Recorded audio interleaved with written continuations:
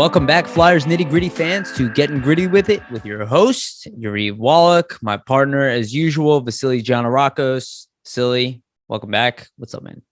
Not too much. Start of the work week, start of the week in general. We got some hockey coming up, but the main thing today, I'm sure everybody was keyed in, during work, not really paying attention to work, but trade deadline. Yeah. Love to see a bunch of trades go down. Hockey talk, at least in Canada, they had it on TSN and Sportsnet maybe from like 8 to 5 o'clock, just straight hockey all day. So I had that on in my background while I was working, and I'm like, okay, we're good to go. Yeah. How about you? How's it been going? Pretty good, man. Also was paying attention to trade deadline while trying to do my job. Wasn't easy. Yeah, it was here in the United States, like the trade deadline can come and go and nobody would at your job will even notice. Nobody cares about that. Especially my company's in San Diego, so the last thing they care about is hockey. They're not included. Yeah. They even have a hockey team in San Diego, so they definitely don't care. But it's also a tech company, so throw that on top of it. But yeah, we got a lot to talk about. Been a lot major news. Yeah, a lot of major news.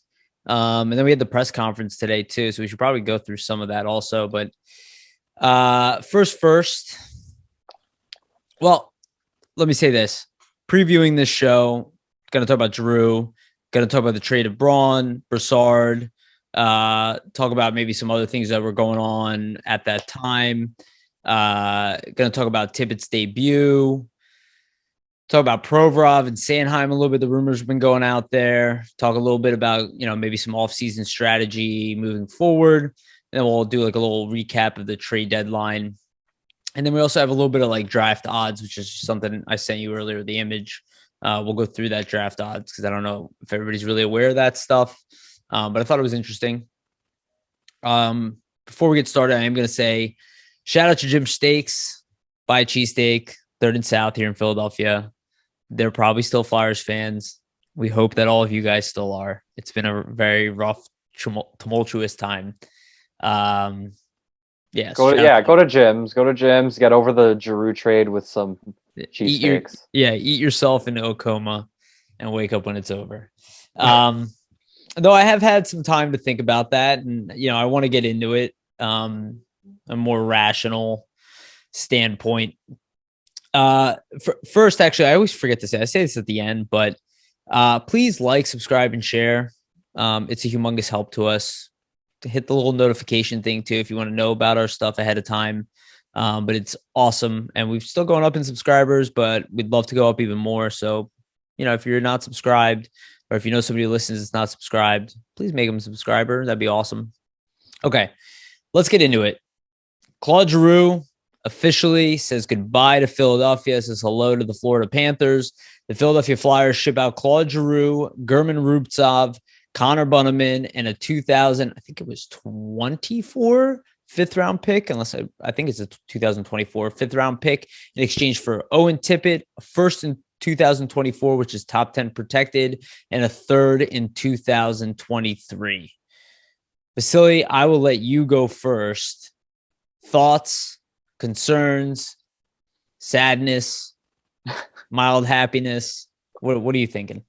Okay, well, there's a lot to dive into with this Giroux trade. Obviously, a franchise icon.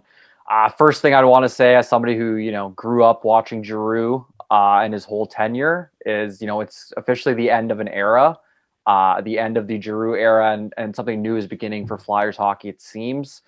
And just all the best to him in the future, because he's a class act for the organization throughout his whole tenure here. Yep. Really cared about the city, cared about the fans, cared about the team, and did everything in his power to try to get them to be a winner, which unfortunately I know didn't happen, but hopefully he can go and get that cup in Florida. I'm sure every Flyers fan would love to see that occur. Just from the trade perspective, I think everybody initially is underwhelmed just because months of talking about the trade, you're hearing names floating out there, you're hearing potential returns, and then seeing what it ended up being, probably didn't live up. I'm sorry to cut you off. That perspective, yeah. We're responsible for that as well, because we talked about a lot of names out there, and I'm sure. Yeah, But we that's built up natural, hope. right? That happens with tons of trades. You Yeah, speculate because it's not a done deal. And I mean, we're not in those rooms. We don't know who the GMs are discussing with the agents and the other, general managers as well. So obviously we're going to speculate as anybody would. I mean, there's high end prospects. Giroux is a high end player. He should be able to fetch those types of prospects, at least in my eyes. So just on the return, Owen Tippett, getting him back is great. He has a lot of talent, as most of you probably could see on display in his debut. Really big, good size, which is a good thing because I mean the Flyers have been a little bit on the smaller end in terms of some of their wingers lately. Another thing is he has a wicked shot, which is also something that the team's been lacking for years. Is like a shooting mentality. So adding more of those guys fits into the mold of the team, and at least what I think Fletcher's trying to do is get more of a shoot first mentality team, which we could say this season too has been lacking. Even with Atkinson sure. added, they still have passed a lot more often than shot. And then, I mean, you get a guy who is a great skater. And I think that's the difference. People are doing a comparison to Wade Allison, and they both do have similar traits. I would say Tippett is a much better skater than Yes, Allison, which bodes well. I mean, talent-wise, a big man get around the ice as a quick release and a hard shot. That's not something to balk at when you're adding to your team. In terms of the 2024 pick and then the third in 2023, I think that's when we get more into the disappointment of things, at least for me, and categorizing the trade as a bit underwhelming. And the reason is 2023 is such a stacked draft. Obviously, Florida did not have that 2023 first round pick they traded away for Ben Sherratt. But I think that was a real key that the Flyers needed to try to acquire.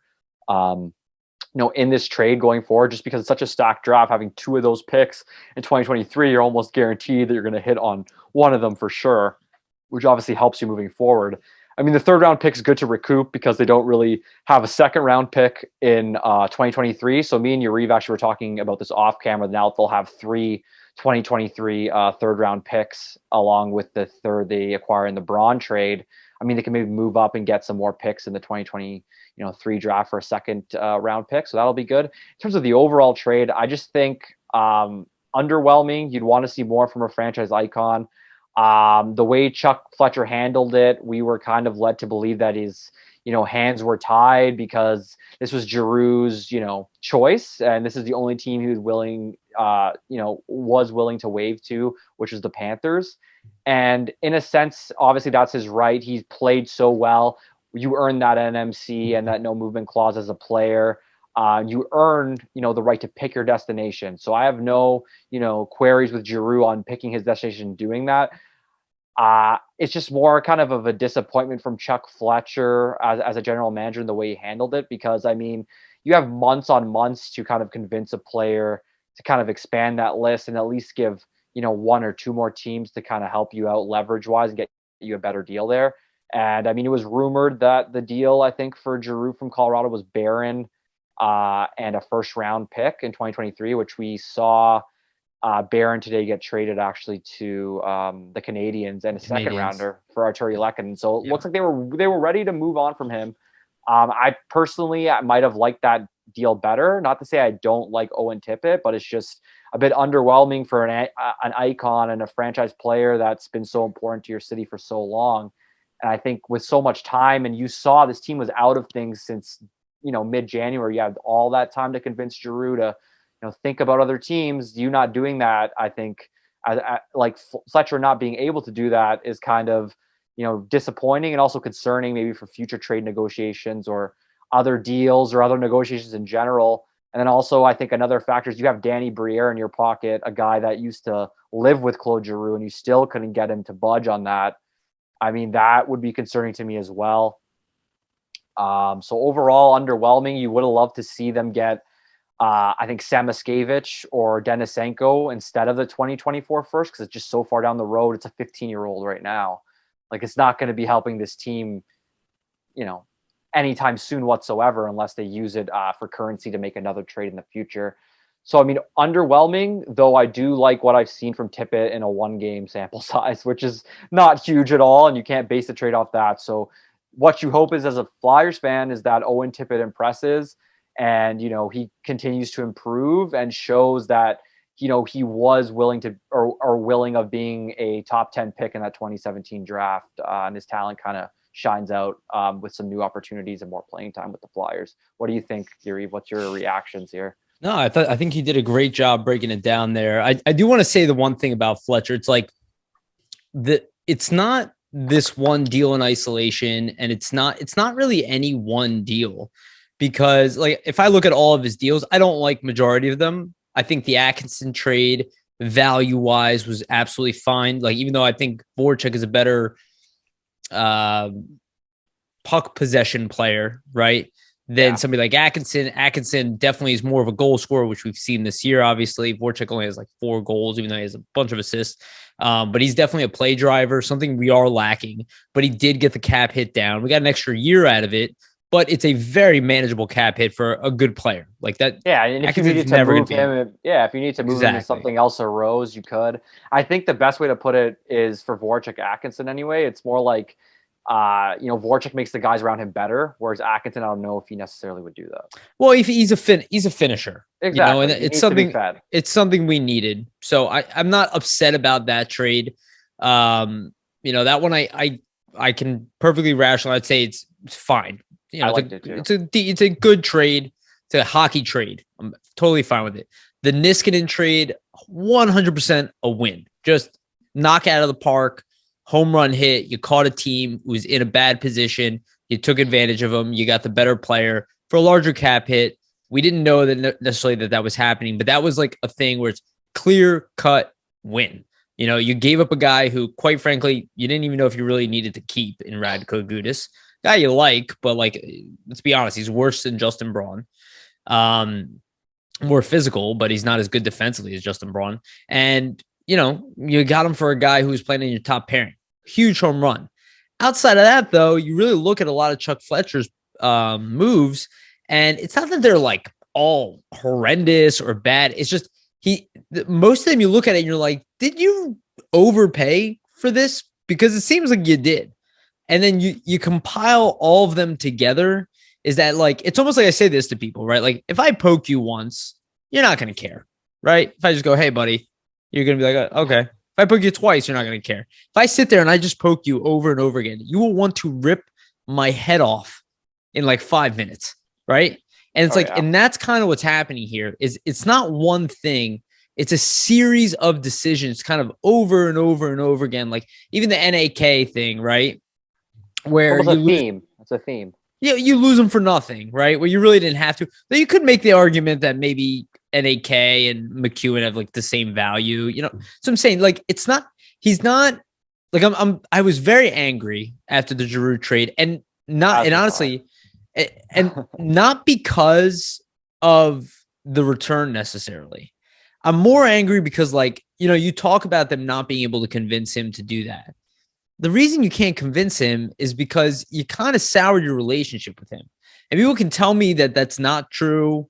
And I'm sure they're cordial and I'm sure they're professional. I'm not saying Giroux hates Chuck Fletcher or anything like that.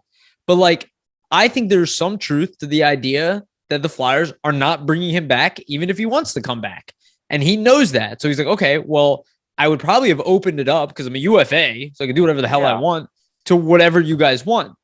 If I'm coming back here, then why wouldn't I incentivize to get the best prospects we can get, come back, retool, go? But that obviously is not being offered to him. And while I want Claude Giroux back, and it's definitely feasible, I don't think the Philadelphia Flyers are even close to interested to it. I don't think they're considering it. And I mean, just to mention that, it was reported by Anthony Sanfilippo that, Giroux was willing to kind of expand his list if they would guarantee that they would sign him.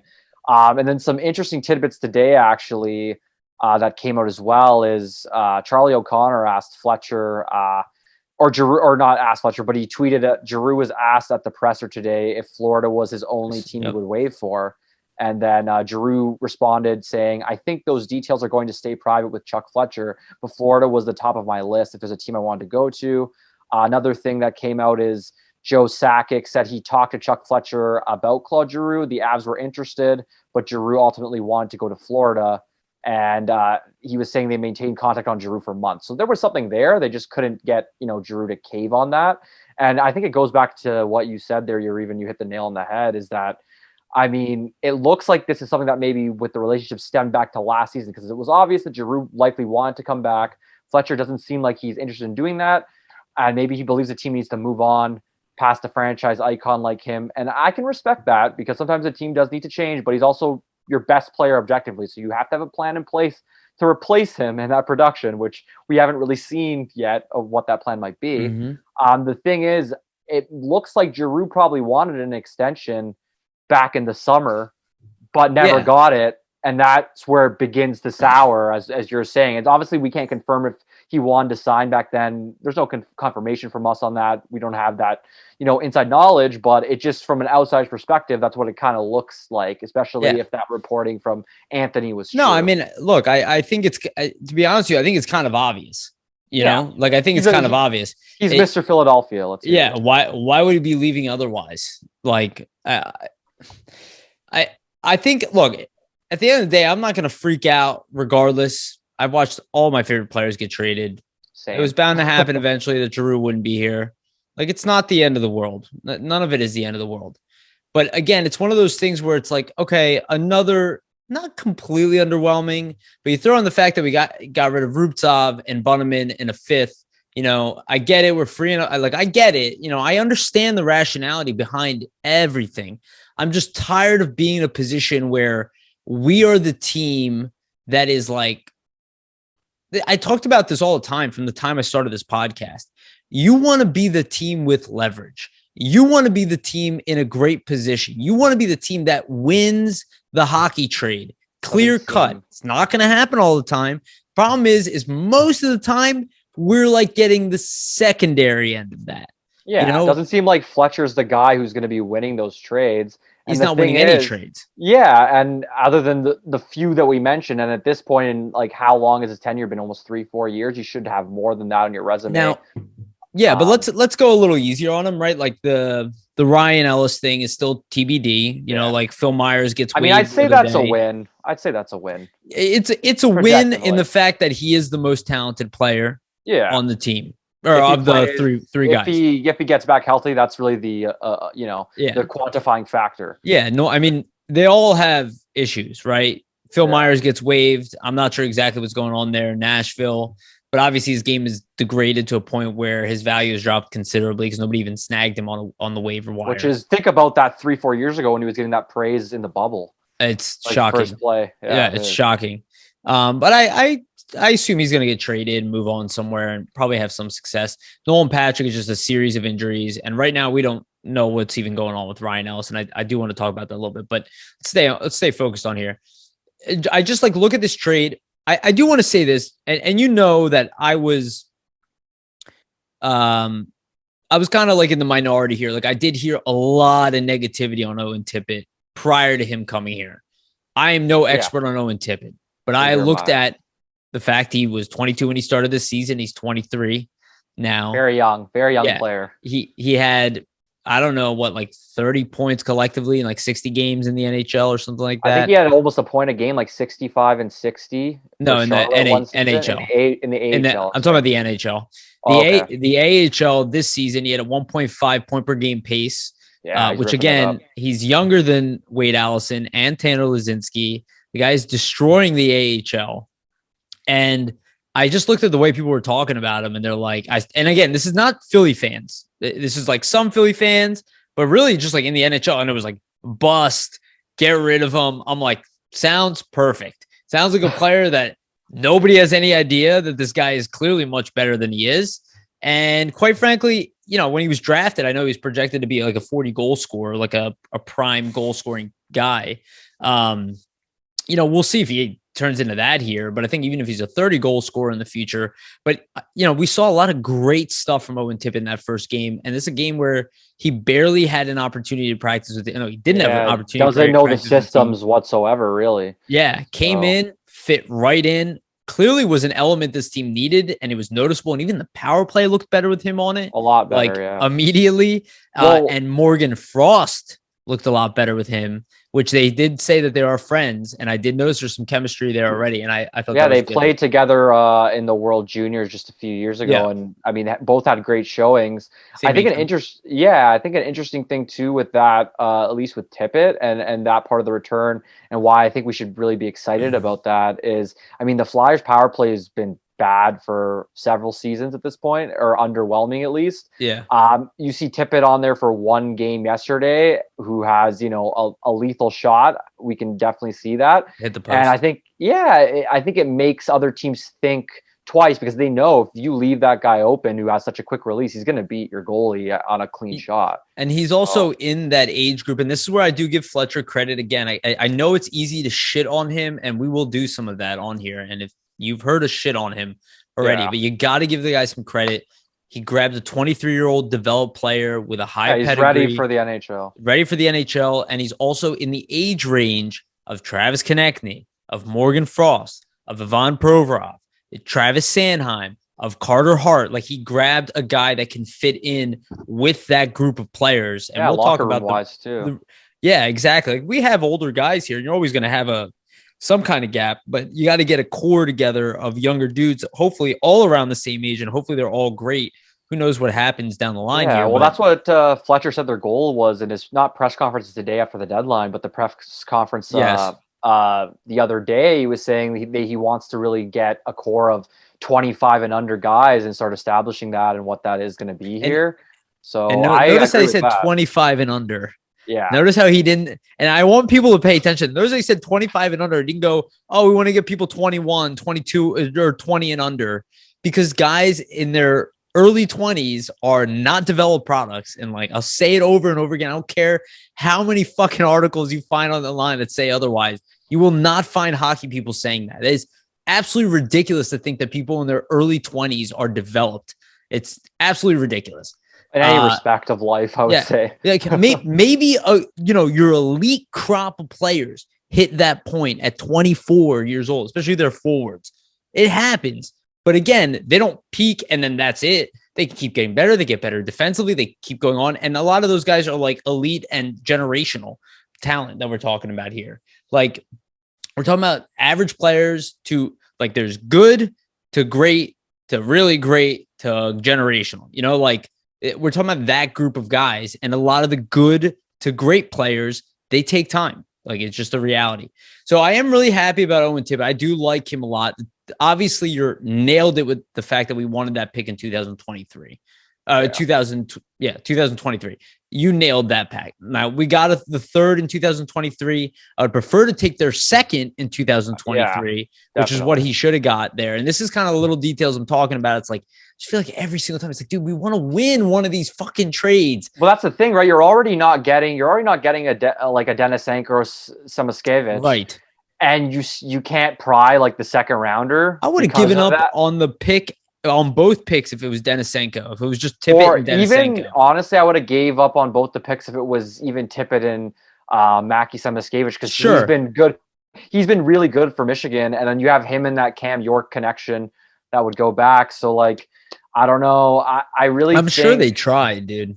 Yeah, they obviously tried, but they didn't have the leverage. The thing that is, and it goes back to the leverage, obviously, and you want to have that in trade talks. You need to have that in trade talks. And obviously, we don't know how it is. I mean, I'm sure the NHL is a league where, once something like this gets out that, Claude Giroux wants to go to Florida, probably the whole league knows. You can't really keep it under wraps. People are stating, why, how could that get, out somewhere? Well, it's easy, right? Agents talk, players talk to their agents. If our media got it, everybody in the league got it executive wise, right? Yeah.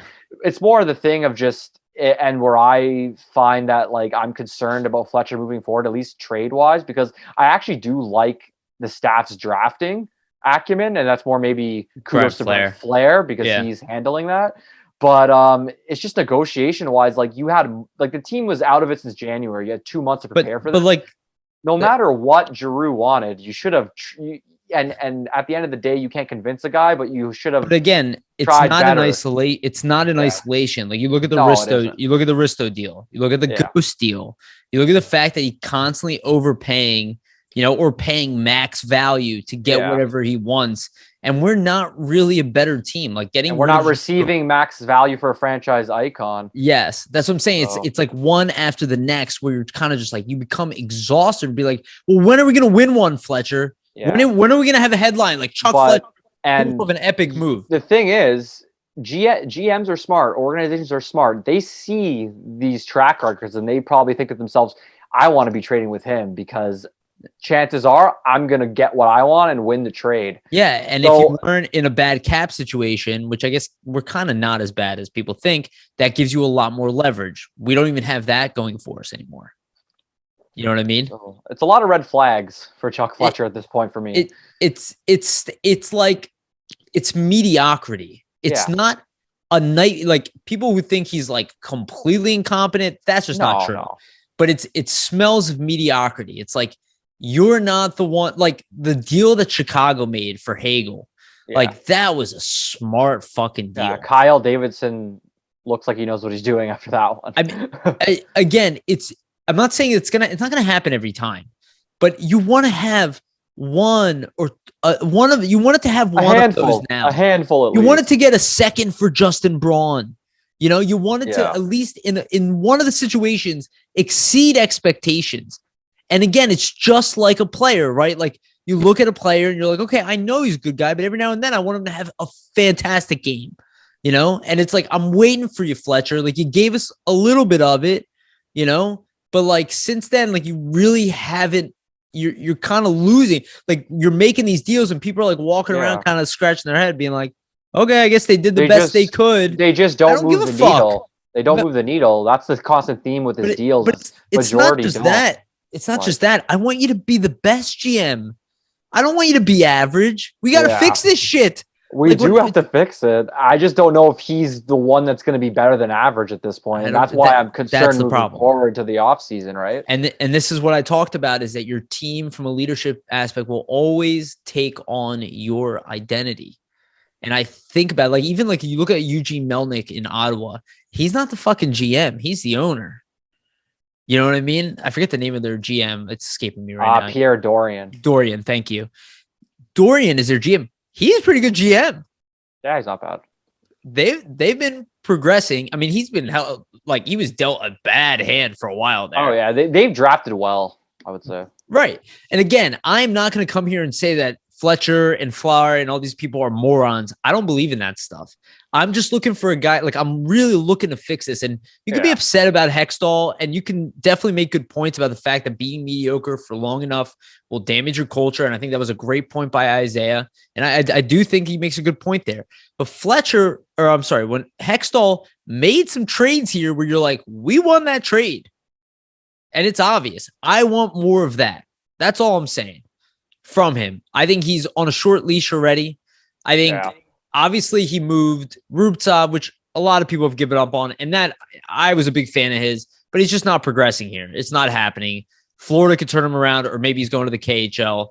Connor Bunneman was a pretty good late, I think he was a 4th round pick. Yeah. He's a guy not going to be more than a 4th liner in the NHL. Florida, Florida obviously saw value in him. But it's kind of like, all right, we gave up 2 young players, a 5th round pick, and Claude Giroux, and we get back a really good prospect, a first in a year that we might even flip that first. And then I don't think we're making that first. Exactly. Like pick. I was even thinking in my head, to trade it. Well, I was thinking in my head, like, do you try to trade it for a 2nd round pick in 2023?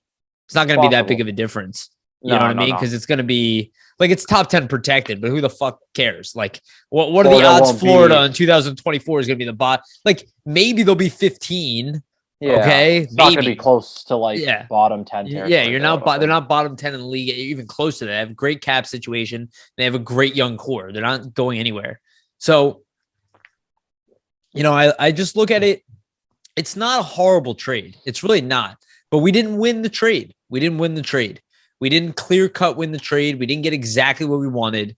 And I think that's where a lot of frustration comes from. And then the fact, like on top of it, like the Guman Rubtsov, it's the icing on the cake. It's a former 1st round pick. Didn't work out here. It's just like another one of those things. It's like you're just poking the fans. You're just giving them more. Like, yeah, that 1st round pick we had didn't work out. Like Connor Bunneman that we've been playing in the lineup, we got rid of him too. And we gave up on your franchise captain. and we didn't get you guys what you wanted. Yeah, like overall, if I had to grade the trade, I mean, I'll Like a give a C. C. Oh yeah, I was gonna say I'll give a fair C. Like I like Owen Tippett. If you gave me Semiskevich, that's like a B plus A minus. If you gave me Denisenko, I'll give you an A on that. But like Yeah. the fact that they couldn't for a franchise icon, literally, there's been like five. I think somebody tweeted the other day. There's like 4 players since the start of 2010 that have more points than Giroux, and it's Crosby, Patrick Kane, Ovechkin, and like Stamkos. So a guy in that ilk, and you couldn't get more than what you got. It's just, it's not a good trade. I will say be this honest. though. I do want to give, like, I do believe he somewhat created the position that he was in. And if you had a better relationship with Giroux and you didn't tell him that he wasn't coming back. That's and the thing too that I'm puzzled about. Much like, more. You don't, there's not to say that you have to lie to the guy or anything like that, but like if you're Chuck Fletcher looking to maximize your return, maybe it gets out in the future. Let's say you told Giroux, okay, we're gonna sign you, and then he doesn't sign him. That's a bad optics look for the Flyers. I think he did do. I think he said we'll see in the summer. Like, but again, Giroux is a franchise caliber player. He's not. Yeah. It's like telling the sorry if this offends anybody, but it's like telling the hot girl, yeah, maybe I'll call you later. She's gonna be like, okay, well, there's somebody else gonna be calling. I'm gonna have a lot of other suitors. So okay, it's kind of like that. It's like almost a slap in the face for a guy that gave up so much for your franchise, not to even say, you know what, we're seriously going to consider it. We just have to see what the money looks like, or like, make it sound something else. You convince the guy to waive his clause for some other places. I just don't. Not to say he's incompetent, but just the fact that you couldn't have the wherewithal to pull something like that out or off. It's average. It's average performance. That's the best way of saying it. It's not horrendous. It's average. And when you're trading a franchise icon, it shouldn't be average. It should be above average. He needed a home run, and this is what I was saying. Considering everything that's happened of late, the Risto signing, with the fact you overpaid to get him, and then you paid a lot of money to get rid of Ghost, who's number 19 amongst defensemen in points this year. Perception's bad amongst the fan base. Exactly. You needed a win, and you didn't get that one either. Having said that, I still believe Owen Tippett is going to be much better here than people anticipate. I agree 100%. And the sting of the trade will dissipate as Owen Tippett performs here more and more. I think looking back, a lot of people will be like, okay, well, Owen Tippett's awesome. We don't know what's going on with this pick. We don't care about a 3rd round pick. The average person doesn't care about that shit. But, at the end of the day, I do want to talk about that real quick, because I do think, you look at the salary cap situation, like there's a lot of hints of what's coming in this move, okay? Or even in this trade deadline. You recruit extra picks. All those picks could be made. We talked about how they can be consolidated to move up. We talked about how the 1st round pick could be moved, maybe even to an earlier year. Maybe they'll draft it. Maybe they won't. We don't really know. But I do look at the additional picks. I look at a guy like JVR, who right now is the 3rd highest paid player on this team. The Flyers desperately could use that cap space. I wonder if there's an option here. You give up 2 second-round picks to get rid of Ghost, who had multiple years left on his contract, or a 2nd-round pick and a 7th, sorry. You have an opportunity here. You could package, and it'd be a lot, 2/3 and get rid of JVR. Which would make sense why they kind of got those extra thirds from the Braun trade. That's kind of what I was thinking. Now, there are teams out there in the NHL who are going to look to hit the cap floor. They're going to be open to the $7 million cap hit because he's making $5 million. It's not like he's a black hole. He has 15 goals this season. That's the thing. Somehow JVR could still have 20 goals this year, which is... He probably will, honestly. Baffling that the guy... Considering the way he's played. And this is why everybody's so angry at him, is because he's talented and he's almost irrelevant on a nice basis. Having said that, he didn't have a bad game the other night. No, he didn't. So... there's a lot of implications of that. And then obviously the German Rubtsov and Connor Bunneman moves.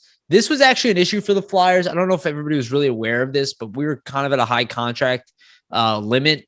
We did need to get some bodies out from a contract standpoint. I think it was doable regardless. I didn't think what now? 45 with Braun being gone and Mayhew 43 playing? actually. Oh, even wow. That's what even Cap less. Friendly says. Yeah. Interesting. Okay. So and that leaves there are 3 players of interest. I'm sure that there are potentially more. But Bobby Brink needs a contract. Ronnie Attard needs a contract, and Noah Cates need a contract. I'm sure Jay O'Brien maybe he'll stay another year at college, but I imagine they're going to want to get Jay O'Brien in here too. And then there's also Fedotov, who we talked about. I don't know what's going on with Russia right now in general, but these are guys who potentially could take some contract spots. So you look at the fact the Flyers open up contract space. They got rid of Jerry Mayhew too. That's probably why it's at 43, right? Because somebody nabbed him on the waiver wire as well. Anaheim claimed him. Yeah, exactly. And good for him. I actually, going off of Fletcher's press conference today, I actually thought that was a really commendable answer. Yeah. I don't know if everybody would have liked that. And they were calling Jerry Mayhew not a fourth line player. He is a fourth line player, a talented one at that, one with jump and some scoring touch. But he was like, look, he's like, I'm being honest with you. He's like, we got Wade Allison coming. We got Owen Tippett. He's like, I don't really know where this guy's going to be playing here. Yeah. He referenced like they have all these guys to sign. Like very honest guys. So. Well, very honest and true answer. And I had zero problem with that. Neither do I. And again, he's 29 years old. He's not getting re-signed. He's going to be free agent anyway. Let him go. Maybe he'll play in the playoffs for all we know. That probably not. But because Anaheim, I know they sold off a bunch of assets. They slipped out too, I think. And so they're probably not making it. I think they made the right move.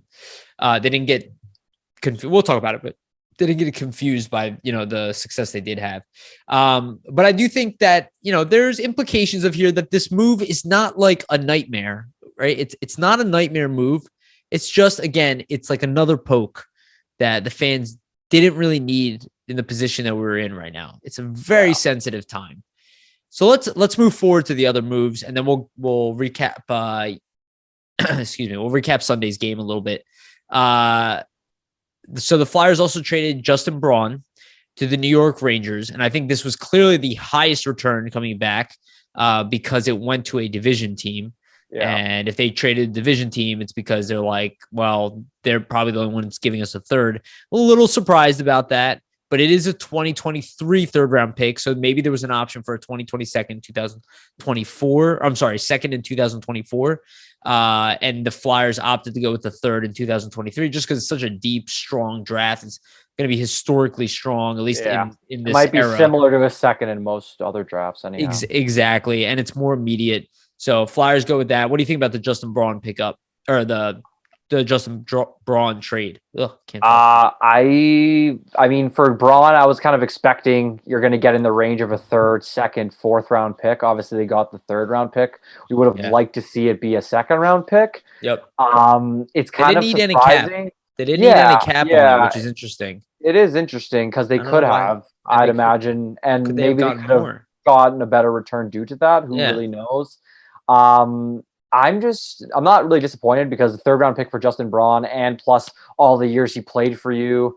I mean, pretty good value. You got years out of the guy and got a third back in a deep draft. So that's valuable. And he's a third pairing defenseman. That's typically the going rate for a type of defenseman like that, who has some veteran playoff experience like he does. It would have been nice for them to pick up the second. And I'm kind of surprised they didn't, just because I know a lot of like insiders like, Elliot Friedman, Pierre LeBrun, Darren Dreger were all kind of reporting that there were several teams interested in Justin Braun.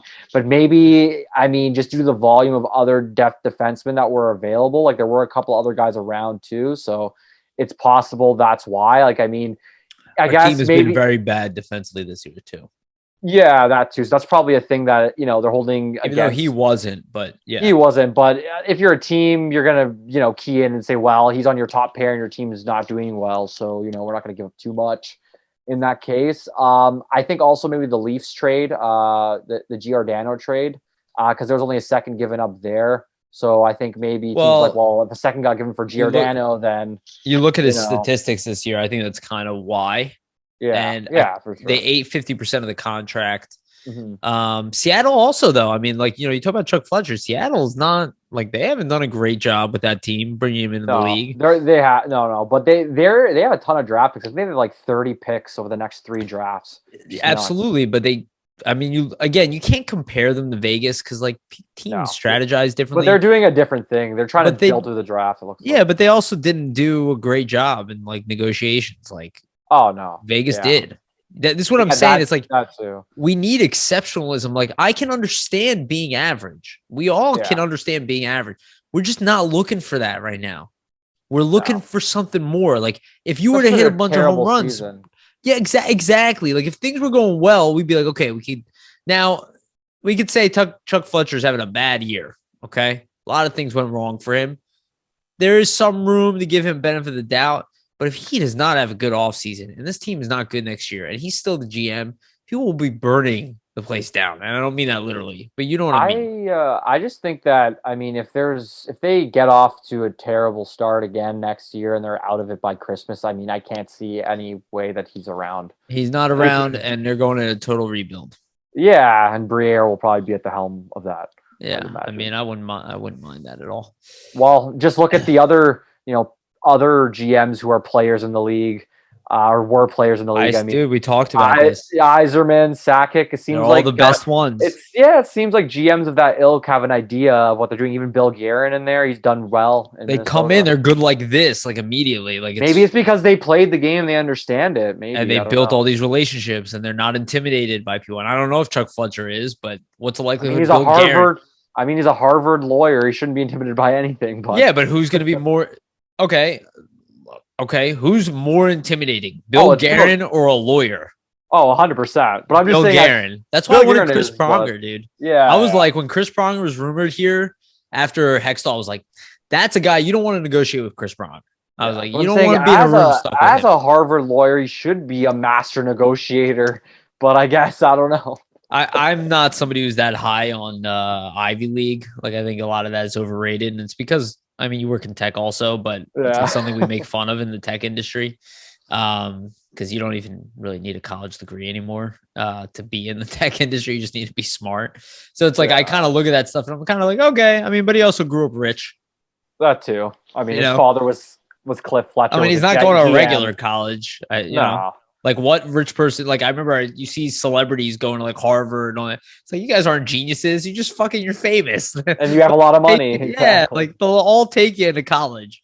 Where's the checks at, baby? So Justin Braun trade decent, not bad. I would say it's kind of what we expect. I think we were fair value. Yeah, I think we were hoping for a second, but third is fine. It's not end of the world. And then the other one, I think we kind of nailed. The Derek Brassard gets traded to the Edmonton Oilers for 2023 fourth round pick. This is exactly what you and I said, if I remember correctly. I didn't think we thought we were going to get anything higher. I think if he was healthy all year and he continued playing the way that he was, a third might have been possible. But I think with, the fact that he's not an elite guy at all anymore, and he had some health injuries, and he's, I think you could have maybe got a third for him. Maybe it was again the case where it would have been 2024 and then went with a fourth round pick. But fourth round pick for Derek Brassard, I'll take it. Yeah, I would say the same. I thought for a sec maybe they wouldn't even be able to move on from him, and it might have been because of the injury history. Yeah, but it snuck in as like a light, 3 p.m. deal that kind of trickles in after the deadline, which is a good thing. I mean, the more picks the Flyers can accumulate in a stacked 2023 draft, the better. Yeah. Who knows if they could even, they could use that pick. They have first, 3/3, and 2/4, right? 2/4, yeah. So who knows? They could use the third and a fourth, maybe to get a second or do something along those lines. It's definitely possible. It's a deep draft, so I could see teams being open to it. Yeah. Especially, but it would be like during the draft type of trade. Oh yeah. It's not going to be that's like stuff if your guy falls or whatever. Like that's the type of deal. Stuff that always happens on draft day. So I like the Brassard trade. I mean, quietly in 31 games this year, he has 16 points, which is pretty good. That's what I'm saying. Yeah, he's had. So for Edmonton on the third line behind a McDavid-Draisaitl combo, Brassard's kind of perfect for them. So that's a good pickup for them. I imagine he's going to play the wing over there, though, right? Because they have Ryan Nugent-Hopkins in the third. Yeah, he's out though. So is he? He's injured. Yeah, so I think I didn't know that. The reason why they grabbed Brassard there. I missed the fact that he's injured. Okay, yeah, then that makes sense then. Okay, yeah. So Derek Brassard moves on. He was nice player while he was here. Again, something exciting about kind of what's happening at the same time. Like I'm not happy that Giroux is gone. I'd rather some other guys gone over Giroux easily.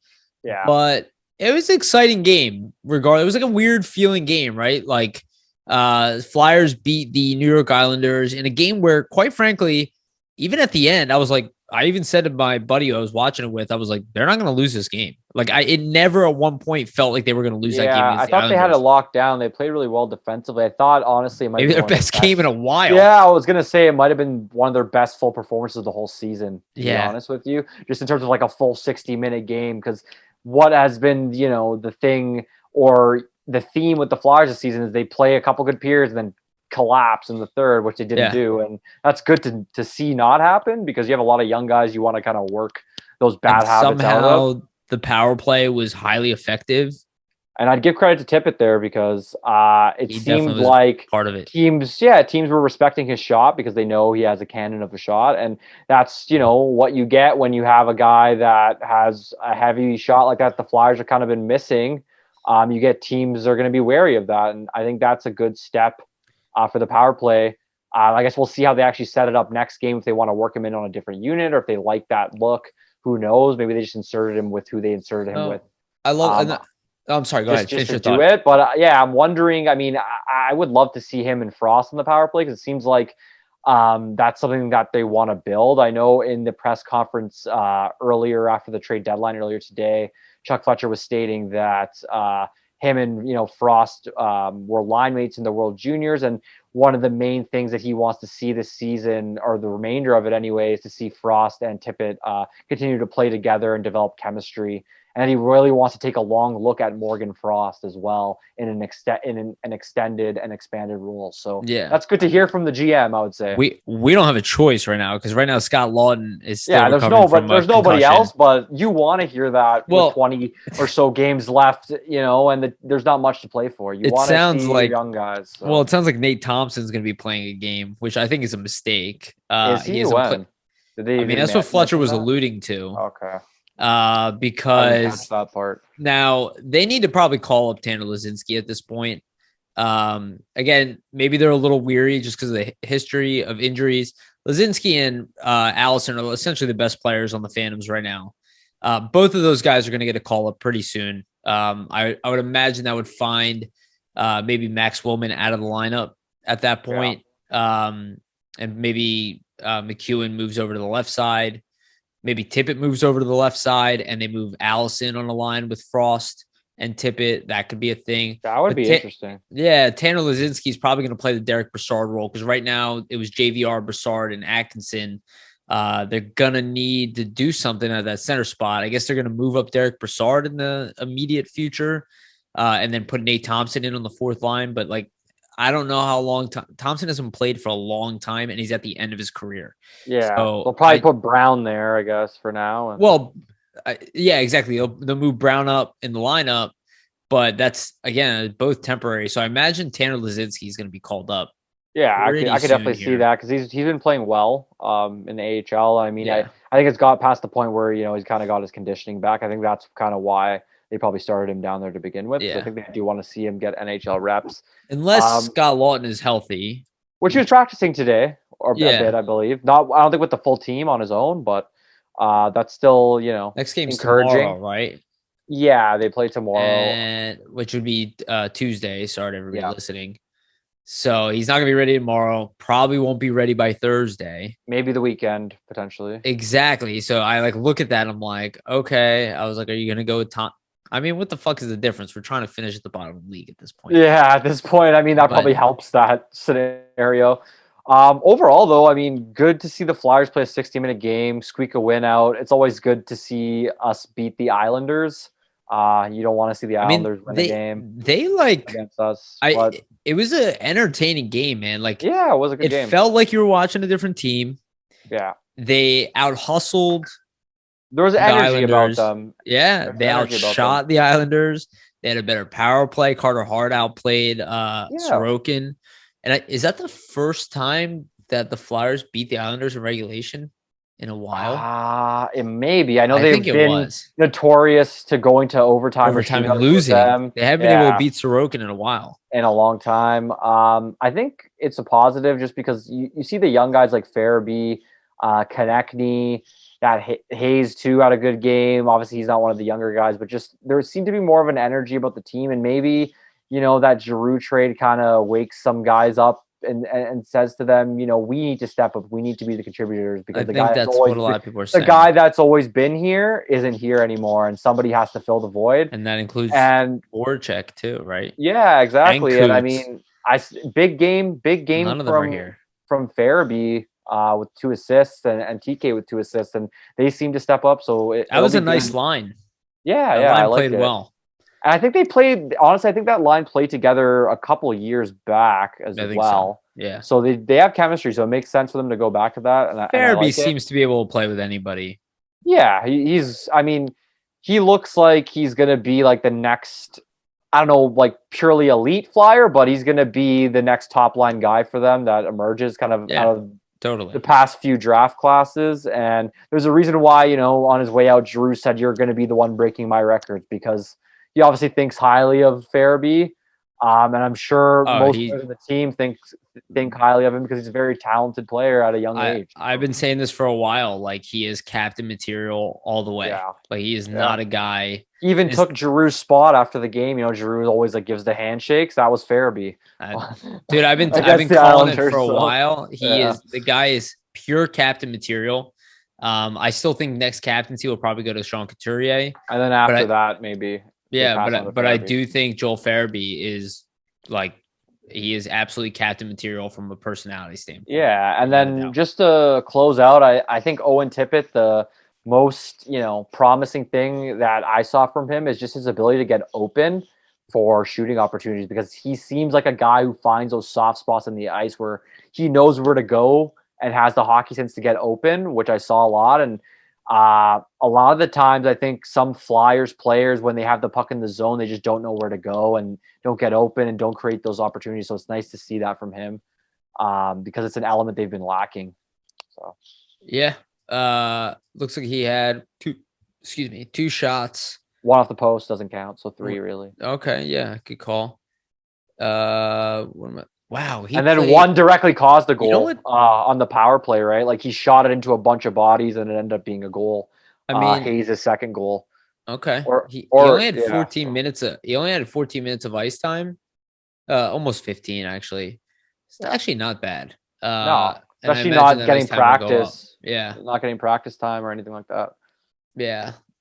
I really want to see a big look given. Like give 17 minutes a night to Frost and Tippett together and see what they do, because they both have talent and their skill sets really like play off one another, because he's the shooter, Frost is the playmaker.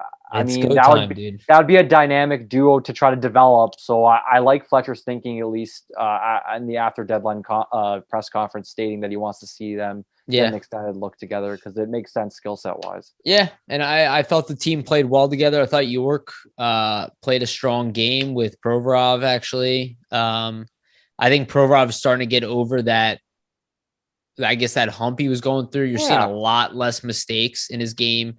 He had 3 shots on net. Every player struggles, especially on a terrible team. So Ivan Provorov playing those many minutes, he shouldn't be somebody that, is immune to that. You're on a bad team, you're playing tons of minutes. Also, I mean, I would say, as you were saying, one of his best games probably in a while. Played really well, lots of tape-to-tape passes out of the zone. And I mean, I think as he starts to play with Cam York more, you see less of the mistakes happening. And it's not to take away from Justin Braun or anything like that, but Braun's also a guy that has trouble moving the puck in certain respects. Not to say that, Provorov can't. You can say it. He's a shitty puck. He's a shitty puck possession guy. Yeah, exactly. Defensive defenseman. Exactly, right? Like, so that kind of forces Provorov to be the guy. I always have to outlet it. I always have to pass it away. That ups his carries, which ups his turnovers. Yep. Now he has Cam York with him, who probably is going to be passing it a lot more than Justin Braun, carrying the puck a lot more than Justin Braun. Kind of takes some pressure off of Provorov. Yeah. You see him playing better. And maybe that's why they wanted a guy like Ellis next to Provorov, who has a very similar, obviously more expanded game than Cam York. Very similar to Cam York, like literally, exactly, except for the shot. Except for the shot, but you know what I mean. They play very similar styles in terms of the way they move the puck very quickly and distribute. Same size. Yep. So it's not very surprising that they're playing well together, I would say.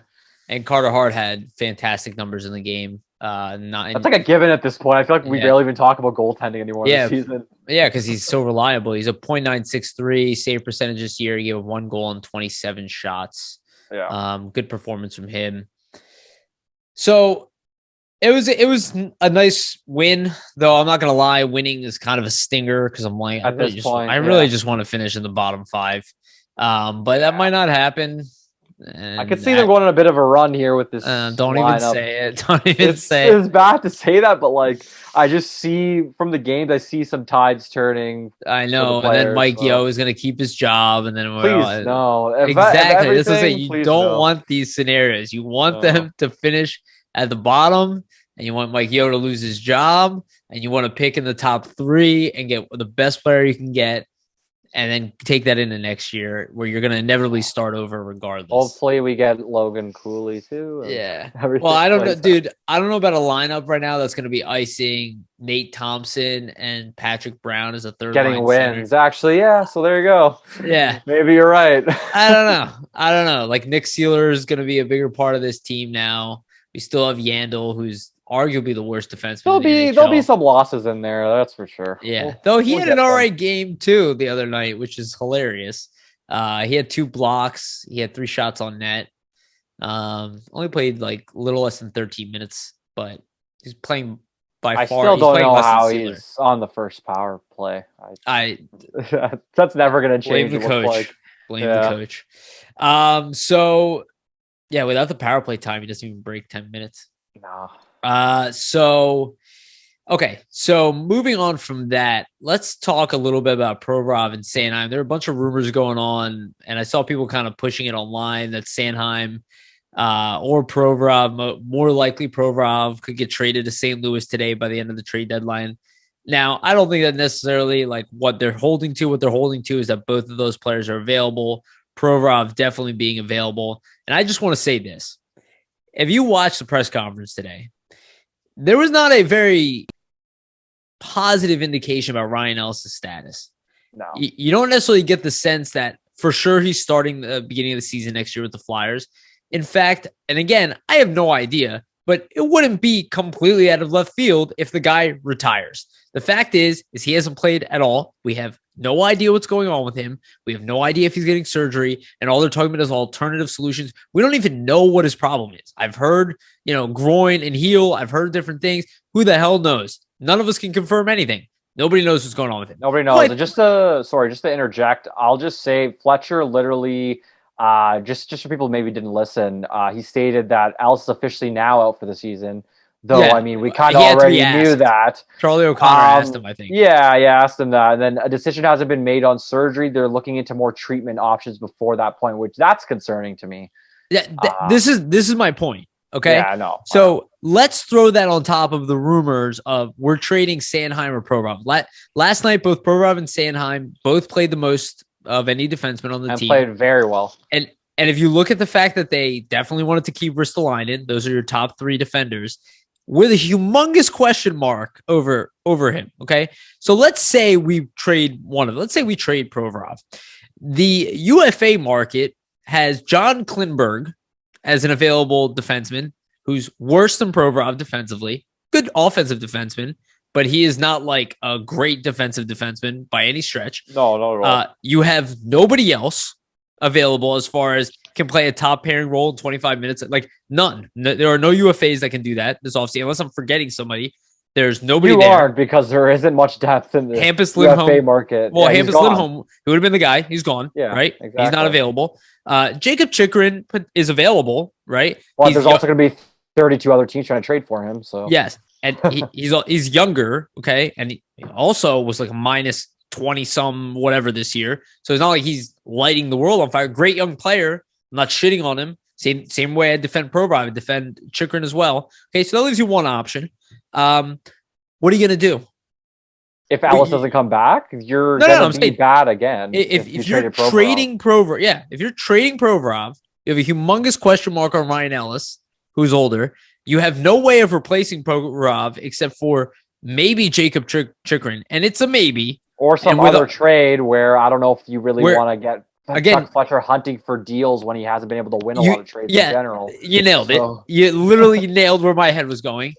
And now you're left with 2 defensemen, 22-year-old York and a prospect pool that doesn't have any other. Maybe Zamula is that guy, but really no other top 4 guys. Ronnie Tard maybe could be that guy, but he's most likely like a number 5 in the NHL. Maybe he's a top 4. It's possible. There's a lot of things I really like about him, but and there's Emile Andre still a few years away. Like, who are you replacing him with? That's why it's so like ludicrous to me, these rumors, because it seems like it's not He's objective. also the youngest defenseman on your starters outside of York. The only way something like this ever makes sense to me. Are we trading for Colton Parayko? Well, not to say they do that. Yeah, exactly. That's the thing. They want to add to their defensive, depth and blue line. They don't want to subtract from it. If you're trading them, you are completely rebuilding. You're doing with Arizona. Yeah, you're exactly. You're completely rebuilding. If you trade one of them, the only way it makes any sense is really if you're getting a younger defenseman back, but then you're pushing the can down the line. You're going against your own, kind of agenda that you want to compete next season. Pretty much, you're basically doing a stealth tank.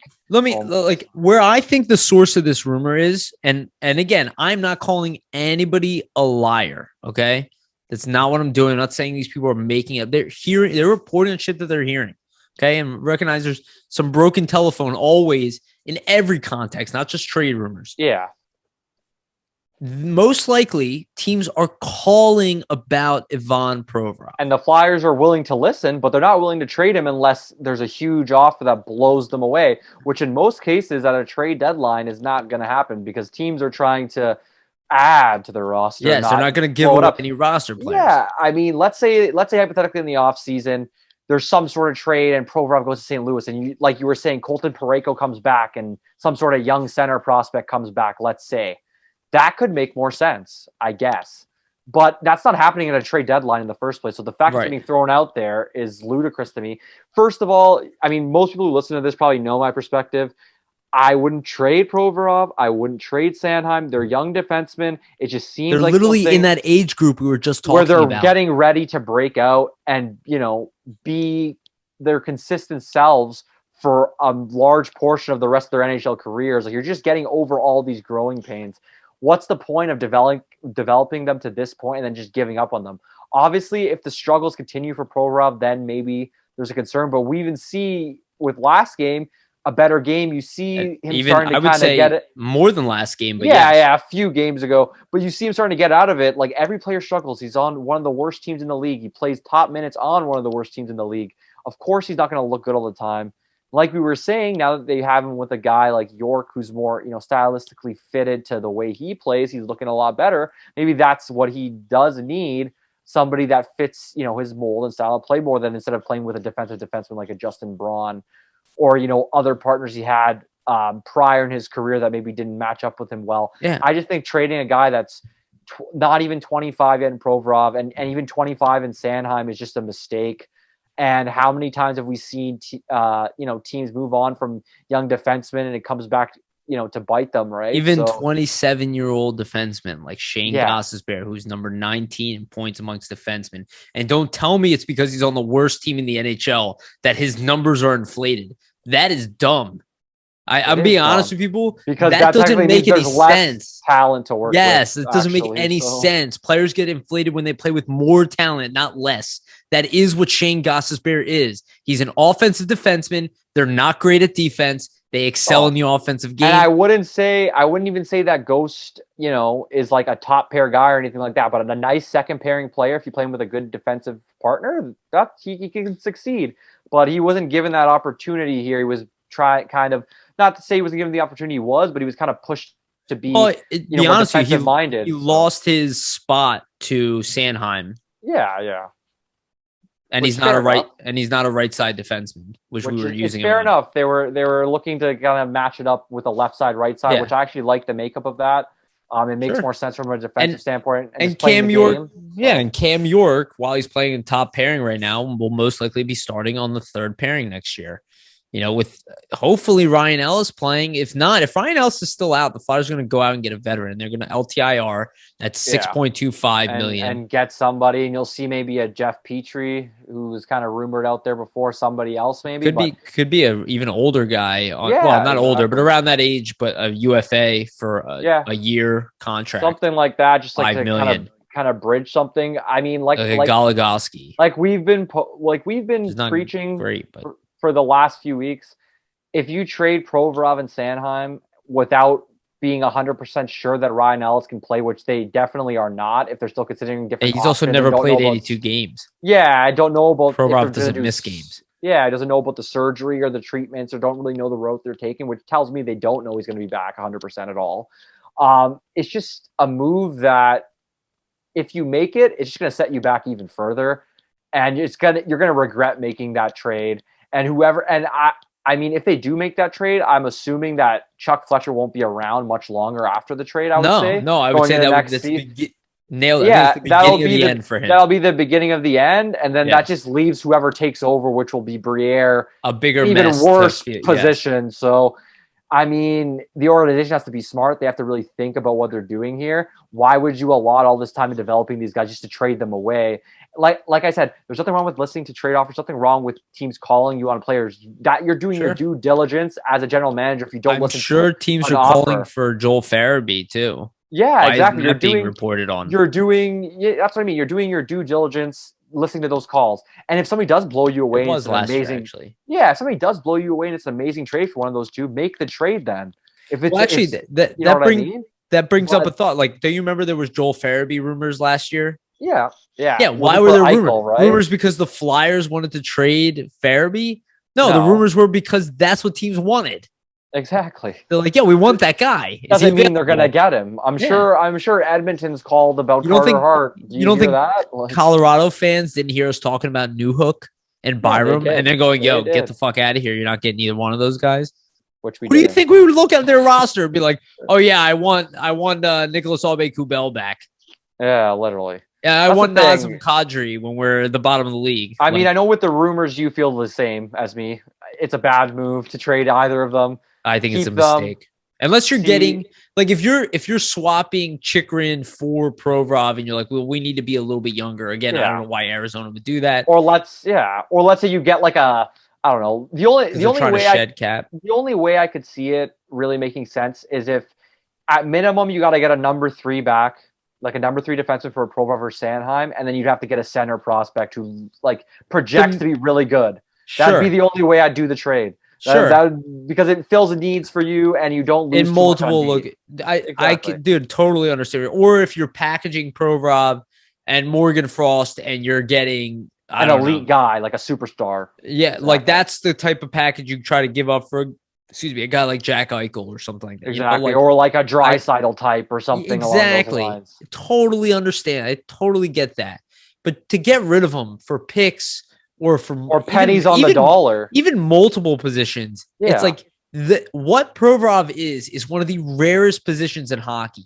There aren't even enough of them in the NHL. I get that he's struggling, but it's a mistake. If it happens, then Fletcher should be fired, and it's an indication that he's on his way out. Because he's lost control of the plot. You have no more plan. It's going to become completely obvious. You keep losing trade after trade after trade. Keep coming from a place of desperation. Your days are numbered here. Yeah, and teams smell the desperation. And remember, like that. I said it about AV way before he got fired. I was like, this guy is on his way out. I was like, he shouldn't have even been the coach to start the year. And then he was. And then every time I saw him complaining about somebody to me, I was like, this guy's on his way out. You can see the signs before somebody loses their job. I know I've lost my job before. You can see the signs. And desperation usually is a sign of that. Now, I don't think Chuck Fletcher is going to lose his job right now. No. But if he continues the path that we're going on and things don't improve, he will lose his job. Could very well happen. And I mean, trading Provorov or Sanheim would be the beginning of that because it's probably going to be a desperation move if you make a trade like that. And you'll probably lose the trade in that option. Well, because you're dealing from a position of weakness because any team you trade with is going to stay, at least for Provorov, that he's had his worst season. So you're not going to get his, the perceived value you would get if it was a better year for him. So you're trading a guy at his lowest value, and that's something you never want to do as a general manager because it's just not a smart idea or a smart move to make. So moving on, let me just do one quote here because I'm talking to Steve Kornianos and on Twitter. We can go back and forth a little bit on DM, but he just because I asked him, what do you think about the Giroux trade? And he just wrote me back. He goes, just not feeling the Fletcher moves, but it's better than nothing. I figured they were a regressing team with Giroux playing as well as he could, so moving on was the right move. Fletcher can use the injuries excuse, but he has a lot of work to do for next season. Pretty much exactly what we said. That's pretty much our sentiments. He can use the injuries all he wants, which I mean, Couturier and Ellis, huge injuries. If you give this team those guys, they're probably in a better position than they are now. But there's no guarantee Ellis will be back. Couturier will be back, but you need to fill that spot somewhere. If it isn't Ellis, it's got to be somebody else. I mean, Kevin Hayes has looked. I was talking to somebody else today. He was like a friend of mine, and he was like, "Kevin Hayes stinks," and I'm like, "Dude, Kevin Hayes hasn't been good." Yeah, I'm like, he hasn't been healthy for 2 years. I was like, he's looked good since he's been back from this latest infection. Well, and no, I totally agree, and I feel like it's really easy to take context out of everything and to be like, "Oh, I know what I see this person," but it's like, but these aren't real. Like, when my dad was around, like he used to tell me Sean Couturier stinks, and I'm like, Dad, I'm not worried about Sean Couturier. I was like, he's the last guy I'm worried about on this team. He's like, no, he stinks. He doesn't score. He doesn't do this. And lo and behold, he ends up being the best player on the team. It's like, not everybody's got the patience to go through some of this stuff. No, I get that. I totally understand. It's not your job either, but it kind of is a requirement for some of this stuff, not for perpetually losing, but for player development. And that's why Ryan Ellis was brought in here to help ease that. Yeah. Because he's a fully developed player. Sorry, okay. I think you wanted to bring up something else, and we. Oh yeah. I was just gonna say, we'll get into. We kind of touched on the JVR stuff already that they hopefully should be able to move him. So we'll just go into a bit of a trade deadline review here, just to kind of wrap things up. So big trade deadline today. A lot of moves were made. We can name some of them that were kind of before the deadline. Obviously, we had Giroux. Hampus Lindholm goes to Boston for a haul. They get a ton of different assets back for him. Minnesota gets Marc-Andre Fleury, which is very interesting for them, I would say, and kind of propels them into cup contender for me, because that was the question mark for me there was the goaltending. And then Penguins get Rickard Rakell, which is also a big move for them. Obviously, Ron Hextall makes a move when he's not. I know when he's not. But Brian Burke has the influence. I was listening to the Buzzcat. I heard that, but I also don't really buy that. Like, I see why people are saying that. Yeah. I'm pretty sure that, again, context is extremely important. They're in different situations. Exactly. But he also probably learned from his mistakes here as well, that too much inactivity might be wrong. No, we weren't a great team when he was running this team. What is he investing in? This is this is how we got to this point with Fletcher. He has a team in the Penguins that are playing really well. He has arguably the best player of our generation, who's got like a few years left. He's got Malkin. He's got a few guys who they got 3 more runs left in them, maybe. This is your time to invest, and then you can blow it up and start over again. You trade Malkin, do whatever and be a shitty team for a few years, whatever. He's not stupid. These guys aren't stupid. He's not coming from a point of desperation, so he went out and got Rickard Rakell, which wasn't the most expensive thing to get. No, but a good player. And then another big one that I liked as well was Andrew Kopp going to the Rangers. It's going to add some scoring depth there for them. Rangers got better. Rangers definitely got better. They added Frank Vatrano. They got Kopp, and they got another person. Did you see Lafreniere rumors? There were rumors for Chikrin. Yeah, there were rumors of that. I mean, that would be a big move for them. I wouldn't move on from him that early. I think he has a lot of talent. That's my opinion on that. I was surprised to hear that. But it could just be something that's out there just to be out there. You know what I mean? But just to go over what Arizona asked for Chikrin. Exactly. And they're like, no, sorry. But that, like I said, broken telephone. It gets out there because it got offered.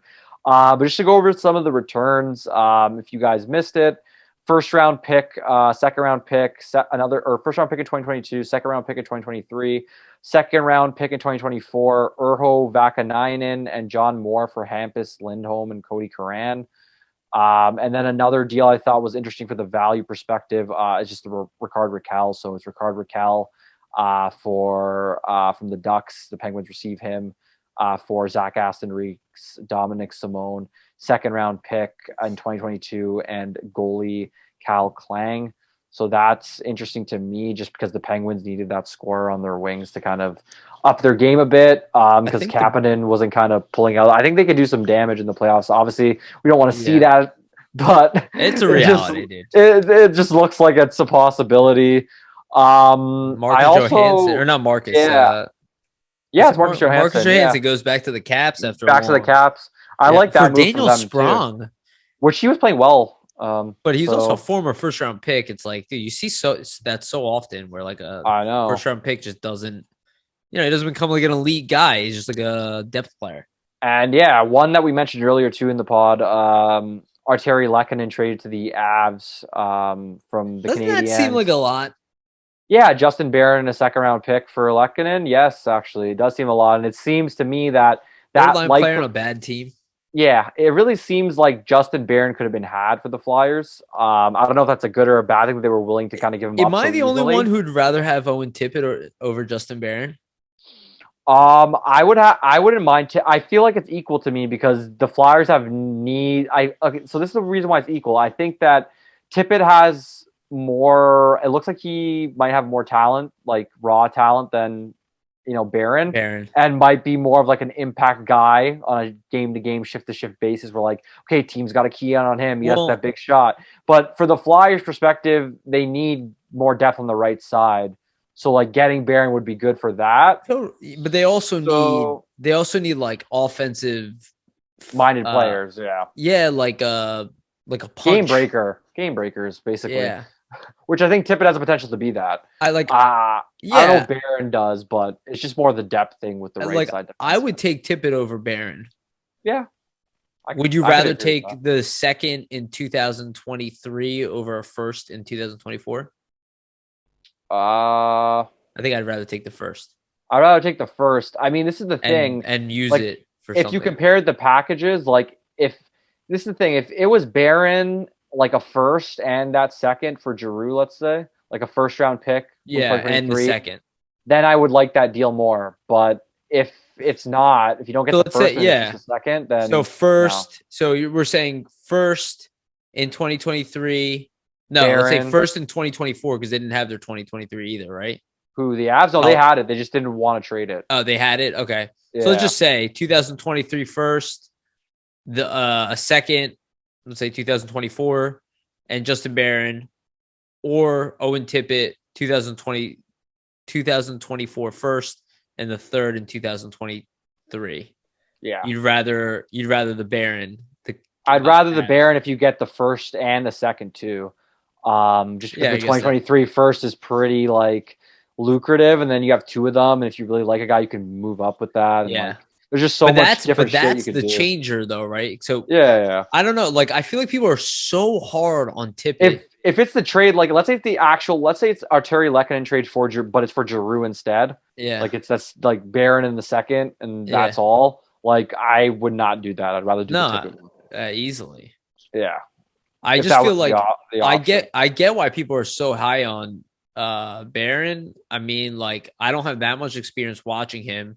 Yeah. But, my research on Tippett, I'm like, all right, it seems like this guy is just... He has talent. It just didn't click. He's also just buried on a team that is, like, extremely deep, and he's young. And the thing is, they're looking to contend. Like, they're not trying to wait to have him, like, start clicking. They're just like, well, we have other guys we can plug in here that'll be just as good as him and even better. So we're not going to wait. We don't really care. You can go to the AHL and rip it up, and maybe next season. Like, that's what it kind of looked like.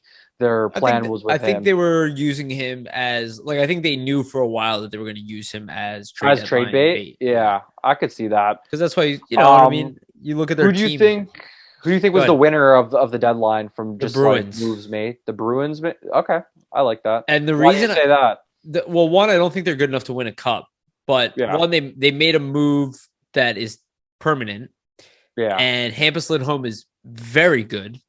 I think he's a very good defensive defenseman. I guess you could say two-way, but very good defensively. You add it to their crop of defensemen, that defense might be it's an upper echelon defense now in the league. To some degree. They're already pretty decent, but they didn't have like enough depth there. I just think with the 1-2 punch of Lindholm and McAvoy, You know, and then add the fact that they have Brandon Carlo on there too. And Gretschlik too. Yeah. It's like, I think it just legitimized them more as a contender. I think it improved them the best. Do I think they're likely to win the cup? No. Realistically, I think Florida, if they didn't lose Ekblad, I'm not sure how long that's going to be. They said like they hope to have him the beginning of the first round, if not the beginning, middle first round. Okay. So it's iffy. Who really knows? That's good for them. But adding Claude Giroux is an absolute game changer. They're already so fucking good. And I saw he's going to be playing on their top line. Yeah. No and fucking surprise. And Ben Sherratt too is good. Sure. Yeah. The Ben Sherratt edition. I mean, I think they added somebody else. And they added another defenseman. Oh, Robert Haig. Yeah, Robert Haig as well. So they're getting the band back together. They got Gudis, Bobrovsky, Hag, and Giroux. There watch Haig have like a career stint with them. Well, people were saying, remember how the Kings used to be like Flyers West? Now Florida's Flyers South. I think the Kings are the next up and coming team. Yeah, I could see that. They have great prospects. With the amount of prospect and the fact that they're still good, they play that right. They could be a real contender in a little bit. We'll see though.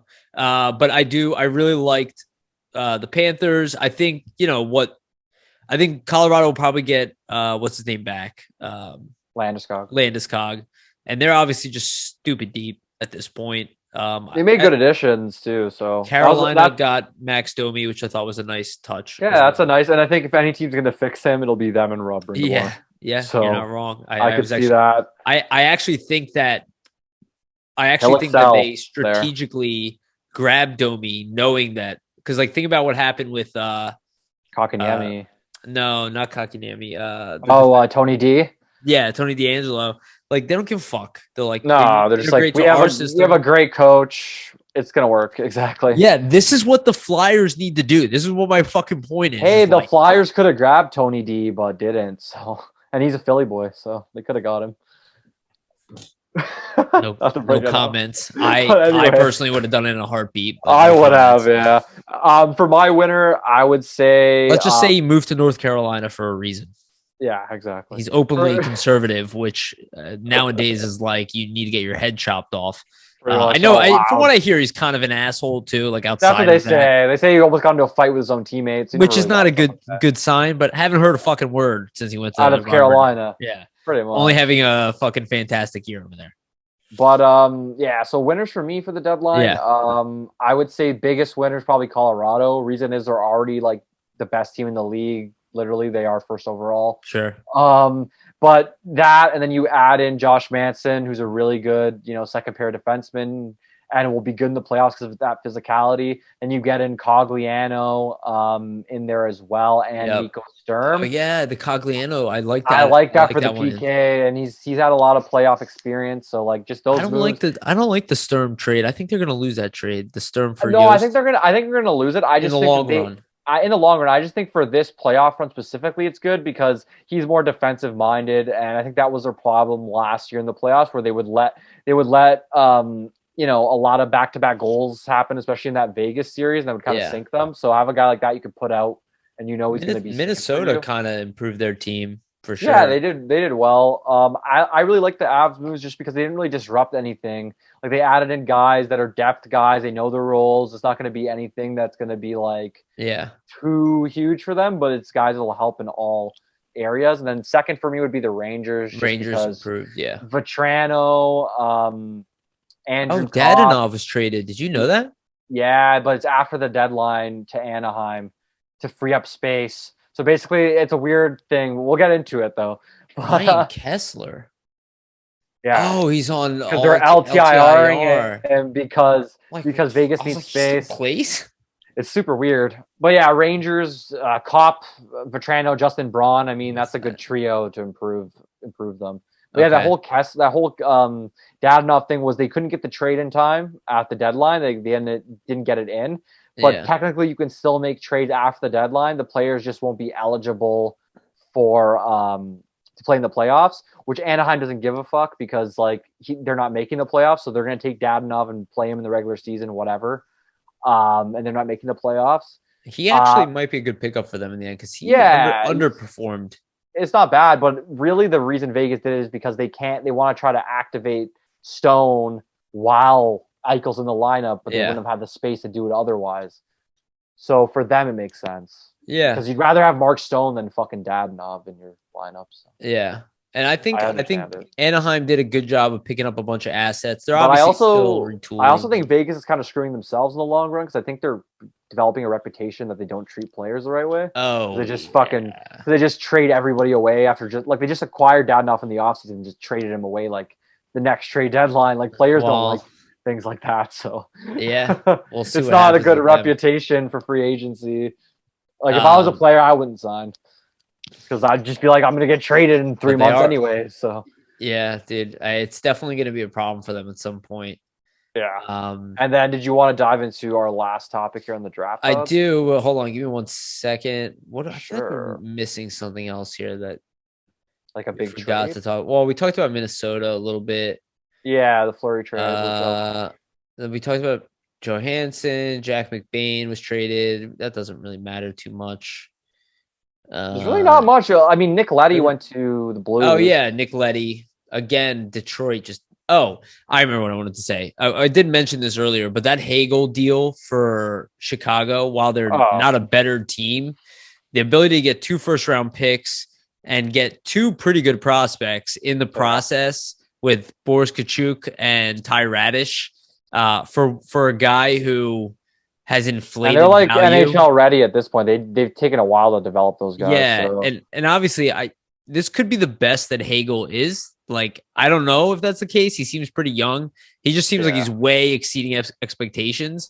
And it might just because you're playing with like Patrick Kane or something along those lines. He was playing in the top 6, but but he had extended time with Kane, so that inflates the numbers for you. It's just a really high price for what you got. I wouldn't. I mean, if I'm Tampa, I keep those guys. But that's kind of what we're talking about, though. Is like I want to be on the other end of that trade. Yeah, we're like, fuck, man. How the hell we get away with that? I don't know if Chuck Fletcher. I don't want to be negative, but like, I just don't know if Chuck Fletcher's ever gonna make a trade like that. We talked about it a little bit, but Maple Leafs added some players. Yeah, they got Giordano and Blackwell, and that was good value that they paid. They moved second on from and a third, right? Yeah, but I do think Mark Giordano play him with what's his name? Riley? No, the other guy. With the other guy from Calgary. Oh my god! Oh, Brody. Oh yeah, Brody. They used to be a pair together. Right. They were a pairing. Yeah, I forgot about that. Yeah, that's smart for them. I think that's a big reason they were doing that. They can have that's like a solidified second pairing, and then you can put like Riley. They did just lose Sandin, right? Yeah, I got injured out indefinitely, which is not good because he was looking. And they're already down Muzzin, so I don't know. They should have traded us for Jones. Yeah, for somebody who lives in Toronto, I mean. The fact that they're going to have to either go up against Tampa or Florida in the first round does not bode well for their chances to finally get out of that first round. Damn, dude. I'm like looking at the Florida Panthers. Gudis, Haig, Giroux, Rubtsov, Bunneman, Bobrovsky. Do you want? Is this the fucking LA Kings all over again? Yeah. You said that earlier. It's like. Yeah. All right. So let's get into the end of the show. I'll pull up the chart here. So I thought this was interesting. I was watching NHL or Hockey Central earlier, and they had a chart up for probability of playing 100 games in the NHL based on your selection in the draft, and it breaks it down in like tiers. So first to 10th overall. They have a 95% probability to play 100 games in the NHL. Again, not to be a star player, to play 100 games total. Then 11th through 21st overall have a 78% chance of playing in the NHL. The 22nd to 32nd overall, I don't know where they're getting the 32nd overall.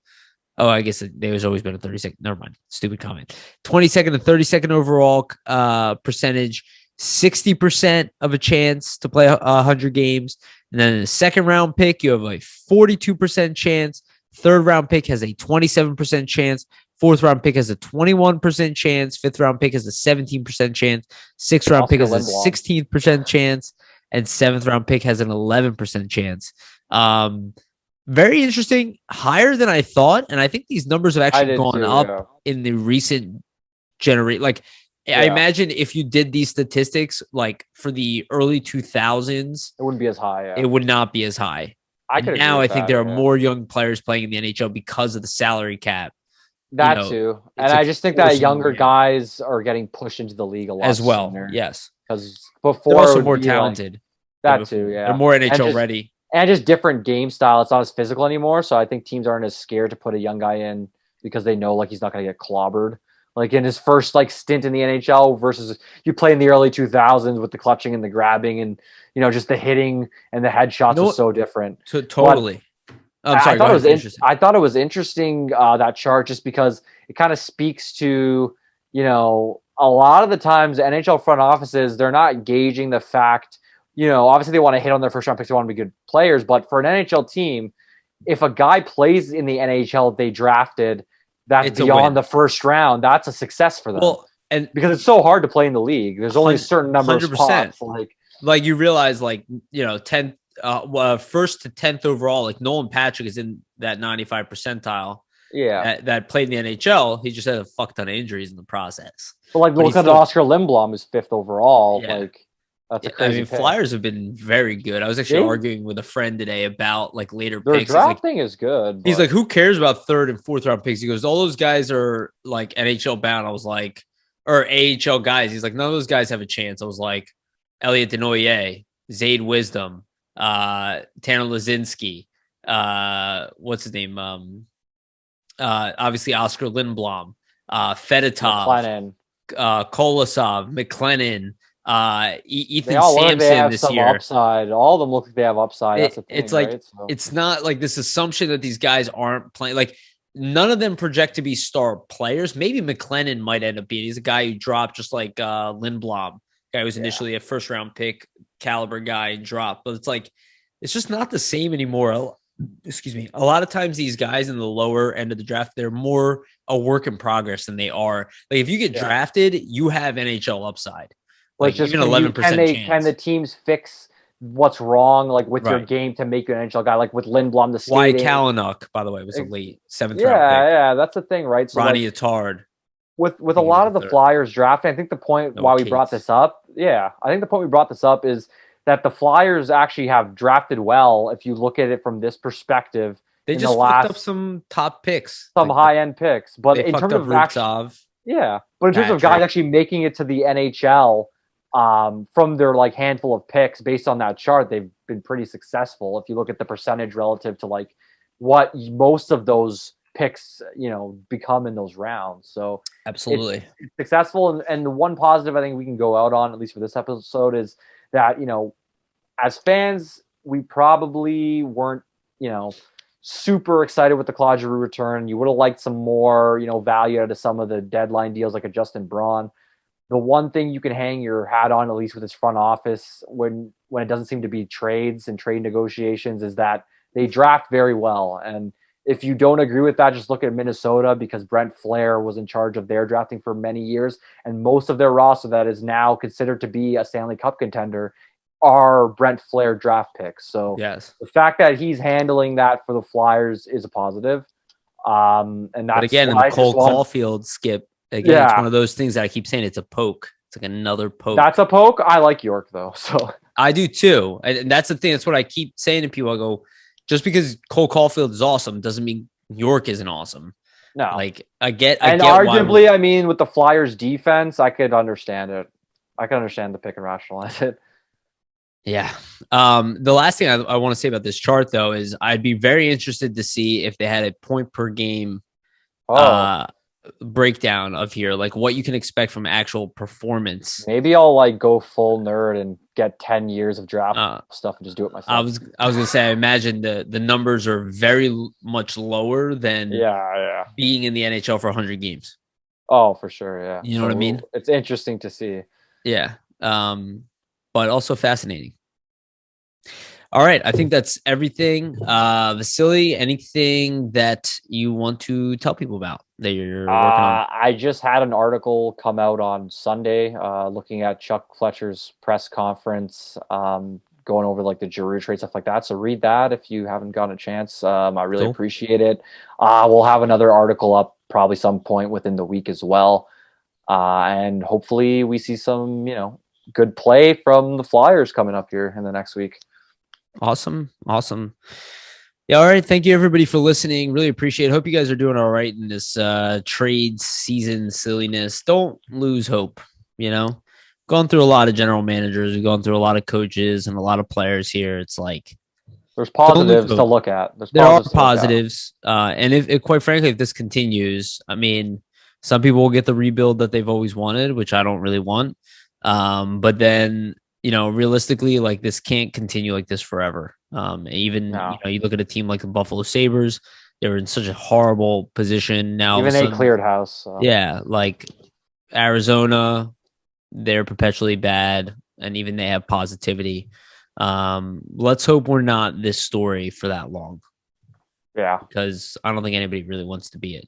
And the one thing I will say about Comcast is they don't really put up with this stuff very long. I know a lot of people think that they do, but they really don't. They really just hired Fletcher, like a couple years ago. So yeah. And again, he did have 1 year where this team was very successful. So I think it bought him some time. And I don't think anybody expected the season we had this year, not to this detriment. Like you can say you don't like our D and all that. You didn't think it was going to be this bad. Nobody had us at the bottom of the league. You had us either at average to good. Like nobody Top had 10, us. Yeah, nobody had us completely below average and having 3 different 10 game losing streaks. 10 game losing streaks in the year or something like that. Most models, that I saw projections and then just like insiders had Flyers in the playoffs. So yeah, nobody saw it coming. Let's be real. It's not crazy. There's too much talent on this team to be as bad as they are. It's not. There's no fucking talent here. I mean, you guys can say it to yourselves. Again, everybody's allowed to say whatever they want, but it's just not the case. Otherwise, you wouldn't be so pissed. You'd be, yeah, I knew this team wasn't good, so whatever. We'll just wait, But this obviously is not what anybody saw happening. So hold on tight, and hopefully we're right. Better days ahead, everybody. Yeah. Fingers crossed. All right. Thank you again. Like, subscribe, share, comment, do the whole thing. Please share it out and like and subscribe. Again, it's a humongous help to us. Thanks again to Jim Steaks, our sponsor. Thank you, Vasili. Of course. For joining me for another great episode. It was awesome. Yeah, thanks, brother. Also, for those who are listening, I made it to the end here. I will be going to Israel at the end of this week for another month. Vasili and I do plan on still doing episodes. We're going to probably record them on a different day, most likely Sundays, I think is what we said. Yeah. So schedule change, but you're still going to get your content. So yeah. And I'm going to be having a tough time watching games out there with the 7 hours ahead. It's okay. I'll fill you in, Yariv. Yeah. I mean, I'll be watching.